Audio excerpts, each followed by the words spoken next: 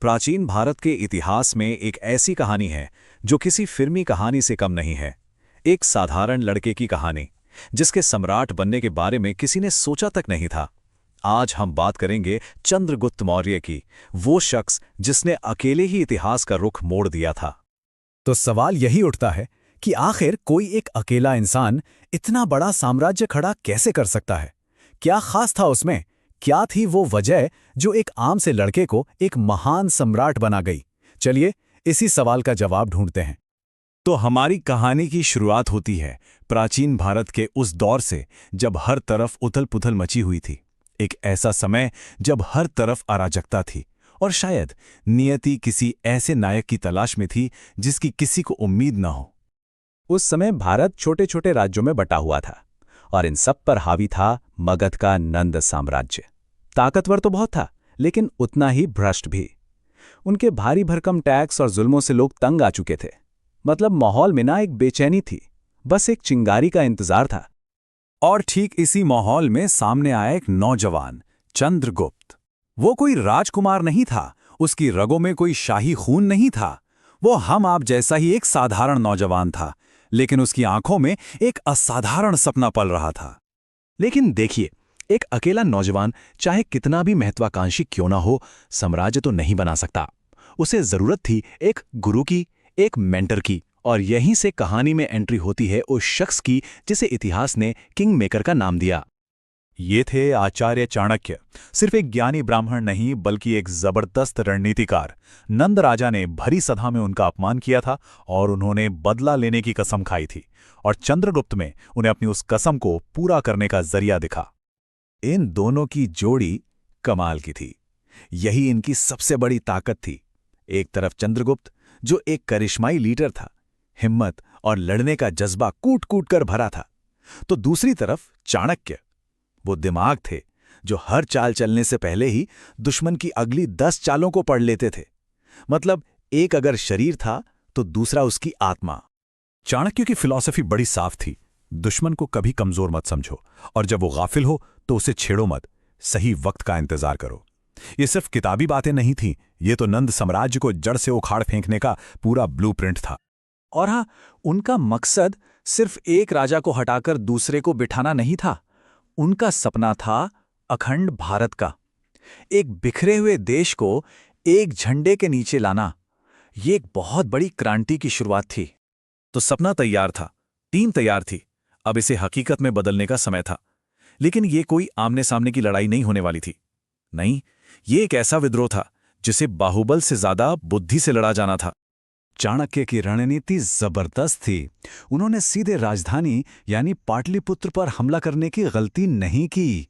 नहीं, पहले उन्होंने दूर के इलाकों को जीता, अपनी सेना खड़ी की और सबसे जरूरी, नंदों से नाराज जनता को अपने साथ मिलाया। तो जब तक वो राजधानी पहुंचे, नंद साम्राज्य अंदर से बिल्कुल खोखला हो चुका था। और फिर वही हुआ जो होना था। जो काम नामुमकिन लग रहा था वो मुमकिन हो गया। नंद साम्राज्य ढह गया और वो नौजवान जो कल तक गुमनामी में जी रहा था, अब मगध का सम्राट था।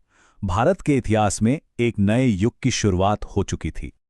लेकिन चंद्रगुप्त की भूख सिर्फ मगध की गद्दी तक ही सीमित नहीं थी। एक राज्य जीतना, ये तो बस शुरुआत थी। असली काम तो अब शुरू होना था, एक विशाल साम्राज्य का निर्माण। ये सिर्फ एक राजा का दूसरे को हटाना नहीं था, यह तो भारत के पूरे नक्शे को नए सिरे से बनाने जैसा था। चंद्रगुप्त ने एक के बाद एक राज्यों को जीता और उन्हें मौर्य साम्राज्य के एक धागे में पिरो दिया। पहली बार भारत राजनीतिक तौर पर एक हो रहा था। और रफ्तार देखिए, नंदों को हराने के कुछ ही सालों के अंदर चंद्रगुप्त की सेनाओं ने उन उत्तर पश्चिमी इलाकों पर भी कब्जा कर लिया जिन्हें कभी सिकंदर ने जीता था। अब उनकी नजरें पश्चिम की ओर थी। तो अब होना था महामुकाबला, पूरब और पश्चिम की दो महान ताकतों का आमना सामना। एक तरफ भारत का नया सम्राट चंद्रगुप्त और दूसरी तरफ सिकंदर की यूनानी विरासत का वारिस सेल्यूकस। 9,000, जरा सोचिए, 9,000 जंगी हाथी। ये सिर्फ एक नंबर नहीं है, ये उस जमाने के लड़ाकू टैंक थे। बस कल्पना करके देखिए उस यूनानी सेना का हाल जब उन्होंने पहली बार इन पहाड़ जैसे जानवरों को अपनी तरफ बढ़ते देखा होगा। और इस लड़ाई ने साबित कर दिया कि चंद्रगुप्त सिर्फ एक महान योद्धा ही नहीं, बल्कि एक बहुत चतुर शासक भी थे।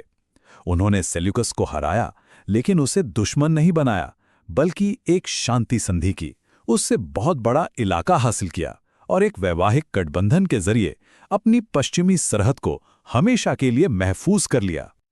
अब चंद्रगुप्त की कहानी में एक ऐसा नाटकीय मोड़ आता है, एक ऐसा ट्विस्ट जिसके बारे में किसी ने सपने में भी नहीं सोचा होगा। उस पल के बारे में सोचिए। चंद्रगुप्त अपनी ताकत के शिखर पर थे। हिंदुस्तान का सबसे बड़ा साम्राज्य उनके कदमों में था। उनके पास वो सब कुछ था जिसके लिए लोग पूरी जिंदगी तरसते हैं। और ठीक उसी वक्त उन्होंने वो किया जो अकल्पनीय था। जी हां, उन्होंने सब कुछ छोड़ दिया। वो सिंहासन, वो साम्राज्य, वो ताकत, जिसे पाने के लिए अपनी पूरी जिंदगी दांव पर लगा दी, उसे एक झटके में त्याग दिया। उन्होंने जैन धर्म अपना लिया। सोचिए, एक सम्राट जिसकी सेनाओं ने अनगिनत युद्ध लड़े थे, अब वो अहिंसा के रास्ते पर चल पड़ा था। ये भौतिक दुनिया का पूरी तरह से त्याग था, मोक्ष की तलाश में एक नई यात्रा। तो एक सम्राट से एक सन्यासी तक का ये सफर पूरा हुआ। उन्होंने दुनिया को शायद ये दिखाया कि असली जीत किसी बाहरी दुनिया को जीतने में नहीं है, बल्कि खुद के मन को जीतने में है। तो आखिर में सवाल यही है कि चंद्रगुप्त की असली विरासत क्या है? वो विशाल मौर्य साम्राज्य जो उन्होंने बनाया, या फिर वो साम्राज्य जिसे त्यागने की हिम्मत उन्होंने दिखाई? ये एक ऐसा सवाल है जो आज भी उतना ही मायने रखता है जितना हजारों साल पहले रखता था।